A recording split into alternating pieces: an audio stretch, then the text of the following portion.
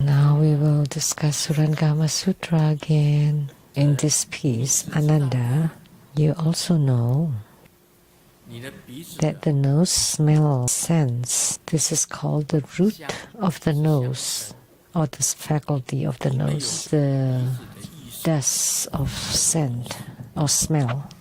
And because of that, this awareness arises from the interaction. So does the sense of smell comes from the nose?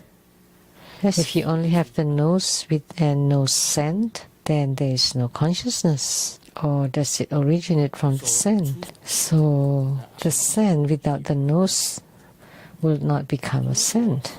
So if it comes from the nose, then what exactly is the nose in your mind? Is it the fleshy lump with two openings on your face? The scent is moving. The nose is not moving. If it's just the flesh of the nose, then that's part of your body. So when the body feels its touch, so it's talking about the body. How does the consciousness rise? The feeling of smelling fragrance, where does it come from? From the nose? No. Without the scent, how can it be generated from the nose? If there's a scent but without a nose, then you will not have the nose consciousness. Where is the nose consciousness come from? Is it from the nose? Is it from the scent? None of those. That's why these three are without self-nature. That's in simple words.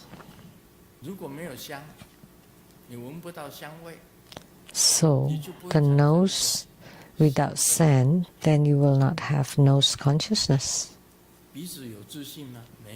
Is there a self-nature for the nose? No. The nose consciousness, where does it come from?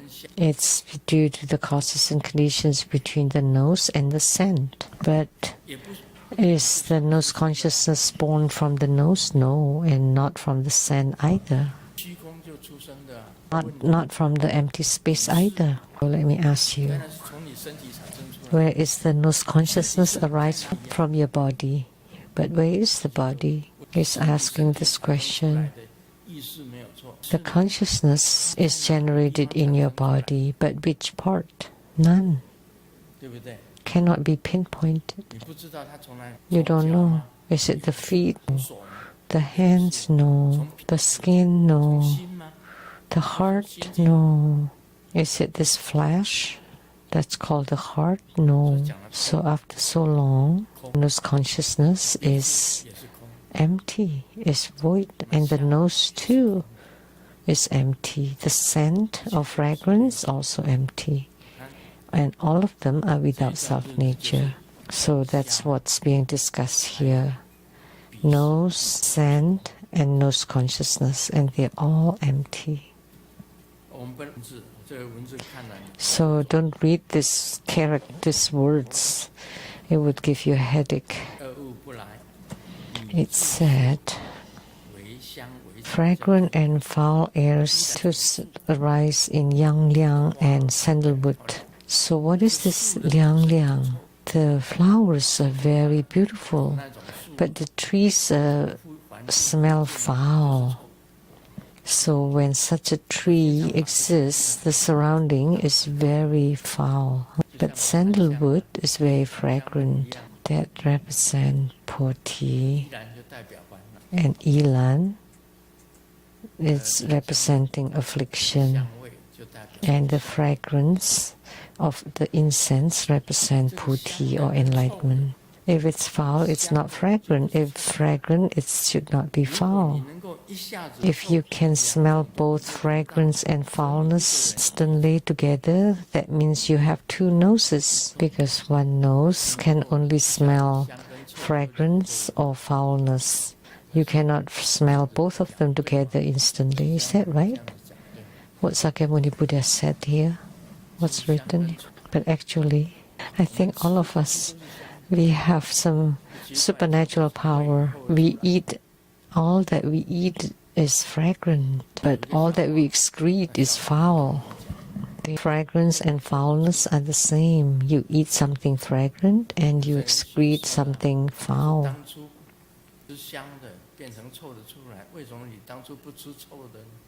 And some people, you excrete is foul. Why don't you just eat something foul? But some people like stinky things too, like stinky tofu. The stinkier, the better. The smell of something stinky is also good sometimes. It's hard to say. During the era of Sakyamuni Buddha, if you have smell, fragrance, and foulness, that means you have two noses. That means you have two Anandas. So which one is your body? If there's only one nose, fragrant and foul are not two. Then foul would be fragrant, fragrant would be foul. With the two natures not established, then what boundary can be established? Because the foul can become fragrant, the fragrant can become foul. Do you know? Let me talk about something simple. Kissing. When the tongue touches another tongue, the saliva, sweet saliva and their saliva are both sweet, flowing to each other. If the saliva is on your face, after some time it would become stinky, really yucky. If you spit, not long, it would become really stinky. Inside the mouth, it's sweet. If you spit it out, it's stinky. Really, what is foul, what is fragrant, it's really hard to decide. If you really like to kiss and you like to eat or to take someone else's saliva, let me spit for you, then you wouldn't like it because it would become stinky, right? So Sakyamuni Buddha talked about this. The root of the nose is without self-nature. The dust of fragrance and foulness are also without self-nature. And the nose consciousness, we don't know where the nose consciousness is, and also without self-nature. And they are neither produced by dependent rising nor self-arising. Actually, it's rare and difficult to have a human life. When you're young, you should take care of your own body. We often say you should respect your body and take care of it.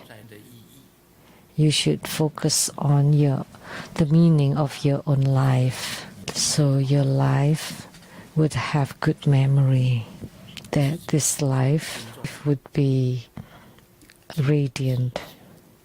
You respect and care for your own body. If you waste your own life, then this life of yours will become meaningless. You have wasted your life. Then in the future you will be reincarnated and suffer again.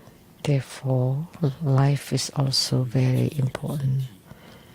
Pay attention and take care of your own body, your own health, so that you can have wisdom and to live a meaningful life. Like what Sakyamuni Buddha said, never do any evil and always do good.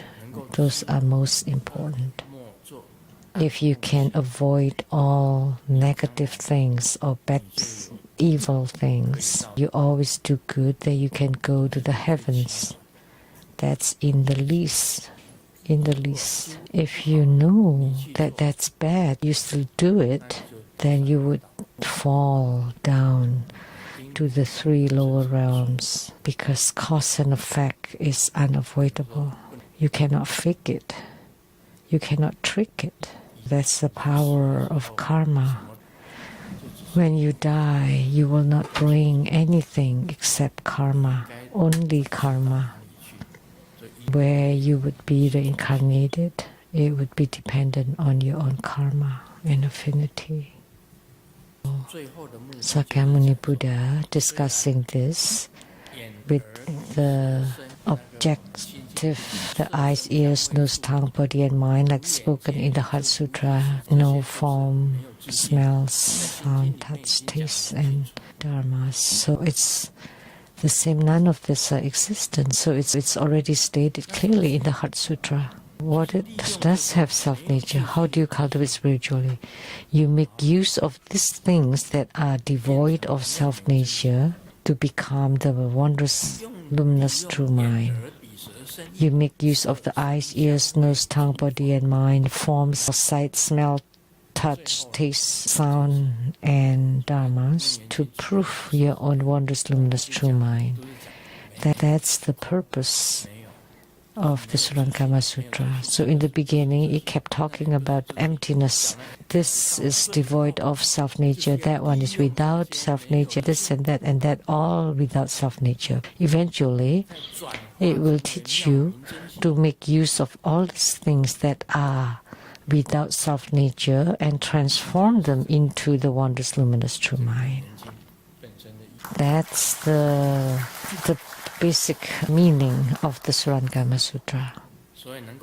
To have attainment of bodhisattvahood, lastly, due to the unattainability, you can become a bodhisattva. To have the attainment of bodhisattvahood and to attain the wondrous, luminous true mind. So by use of all these things without self-nature, transform them, and then to witness and prove the wondrous, luminous true mind. Thank you, everybody.